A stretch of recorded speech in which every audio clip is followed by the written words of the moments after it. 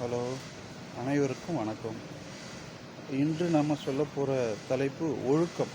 இந்த ஒழுக்கம் சிறு வயது முதலே நாம் பெற்றோராக இருந்தாலும் சரி, இல்லை பெரியவங்களாக இருந்தாலும் சரி, அண்ணன் தம்பி கொஞ்சம் வயதில் முதிர்ந்தவங்களாக இருந்தாலும் சரி, அவங்க சிறு வயது குழந்தைங்களுக்கு இப்போவே சொல்லி ஆரம்பித்தா அவன் பெரியவனாகி அவங்களுடைய பிள்ளைங்களுக்கு சொல்லி அதை வளர்க்குறதுக்கு ஒரு வசதியாக இருக்கும்.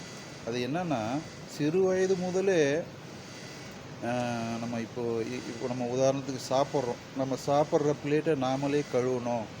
அது ஒரு ஒழுக்கம். நம்மளுடைய பொருளை நம்மளே மடித்து வச்சுக்கணும். நம்மளுடைய பென்சில்லேருந்து நம்மளுடைய புத்தகத்து வரைக்கும் நம்மளே எல்லாமே செய்யணும். அம்மா அப்பாவுடைய கையை எதிர்பார்க்கக்கூடாது. அப்படி சொல்கிறது அது ஒரு ஒழுக்கம். அதுக்கப்புறம் நம்மளுடைய கொஞ்சம் பெரியவங்களானதுக்கப்புறம் நம்ம துணியை கூட நம்ம துவைச்சிக்கலாம். அதை நம்ம பாதுகாப்பாக வச்சுக்கணும். அது ஒரு ஒழுக்கம். அதுக்கப்புறம் பொய் சொல்லக்கூடாது, அடுத்தவரை ஏமாற்றக்கூடாது. அதெல்லாம் ஒரு ஒழுக்க செயல்கள் தான். அதுக்கப்புறம் நீட்டாக இருக்கிறது, பெரியவங்களை மதிக்கிறது, அம்மா அப்பா காலை விழுந்து வணங்குறது, இதெல்லாம் ஒழுக்கம்தான். இதெல்லாம் ஒழுக்க செயல்கள் தான். இதை நம்ம பெற்றோராக இருக்கிறதுக்கு சின்ன குழந்தையிலேயே சொல்லி கொடுக்கணும். சொல்லி கொடுத்தா ரொம்ப நல்ல வாழ்க்கையாக அவங்களுக்கு வாழ்க்கை அமையும்.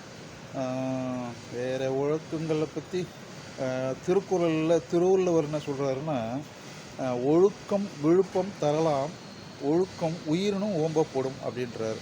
அப்படின்னா என்ன அர்த்தம்னு சொல்கிறாருன்னா, இந்த ஒழுக்கம் அனைத்திலும் மேன்மையை தருவதாக இருப்பதால் இந்த ஒழுக்கம் உயிரை விட சிறந்தது அப்படின்னு சொல்கிறாரு.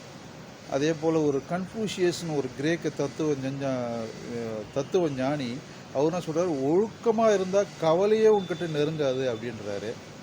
இதை நான் என்னுடைய வாழ்க்கையில் நான் இப்போ வேலை செய்கிற ஒரு கம்பெனியில் ஒரு சாரு, அவருக்கு நீட்டாக இருப்பார். ஒரு தவறும் யாரும் செய்யாமல் இருக்கிறதுக்கு அவருடைய ஒழுக்கத்தை பார்த்தாலே யாரும் அவரை எதுவுமே குறையே சொல்ல முடியாது.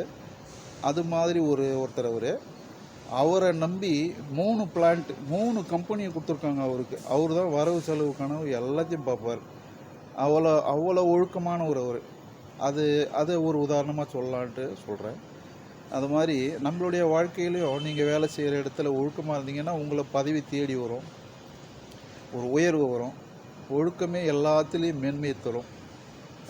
அதனால் ஒழுக்கமாக நம்ம பிள்ளைகளை வளர்க்குறதுக்கு நாம் அவங்கள ஊக்கப்படுத்தணும்.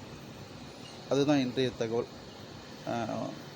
அனைவருக்கும் நன்றி. அனைவரும் ஒழுக்கத்தோடு இருக்கிறதுக்கு நான் ஆண்டவனை பிரார்த்திக்கிறேன்.